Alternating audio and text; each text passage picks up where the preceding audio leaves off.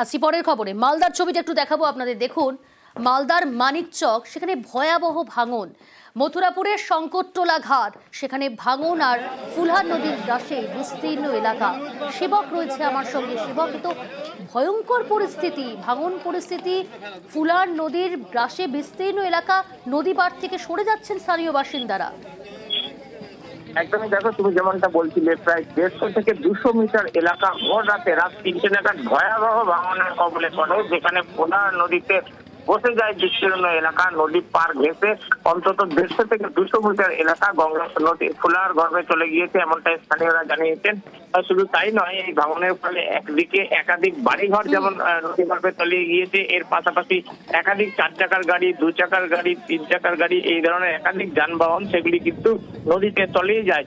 এবং রাত 3টে নাগাদ মৎস্যজীবীরা নদীর তাণ্ডবলীলা প্রথম টের পেয়ে নদী পাড়ের বাসিন্দাদের জাগান। এরপর তারা জিনিসপত্র ফেলে রেখেই প্রাণ নিয়ে পালাতে বাধ্য হন। সকাল থেকে বাড়িঘর সরানোর কাজ শুরু হয়েছে। ওই এলাকায় স্থানীয় মানুষ তারা কিন্তু যথেষ্ট বিপন্ন।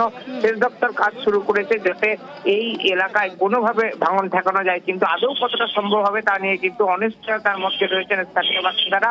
এবং বেশ কিছু এলাকায় পাকা নির্মাণের প্রায় গা ঘেঁষে নদী বইছে, ফলে এরপরেও ভাঙন হলে পরিস্থিতি আরো ভয়াবহ হবে। বেশ, সবার বাড়ি ভেঙে গেছে। হ্যাঁ, সবাই এখন বাড়ি নিয়ে বাদে আছে। ভাঙন মাছুয়া একটা এসে ডাক দিয়ে বললো ছেলেপুলে সব নিজে সব ঘুমিয়ে আছে, বুঝতে পারি।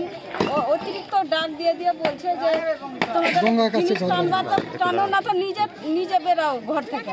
তাড়াতাড়ি ঘর থেকে বেরিয়ে দেখছি আসলে এরকম ঘটনা ঘটছে। গাড়ি টাড়ি ছিল নাকি? গাড়িও চলে গেছে নদীতে? হ্যাঁ, গাড়ি গেছে, 3টা গাড়ি, মোটরসাইকেল, বুলোরো সব গেছে। কাজ চলছে এখন? হ্যাঁ, এখন কাজ দেখুন বস্তা দিচ্ছে। রাত 3টে থেকে আমাদের শুরু হলো। হ্যাঁ, হাত দাওয়াই হয়ে রয়েছে, ঘর বাড়ি পড়ছে, আমাদের থাকার কোনো এখন স্থায়ী নাই। এখন কোথায় থাকছেন? এখন এই বাঁধের উপরেই।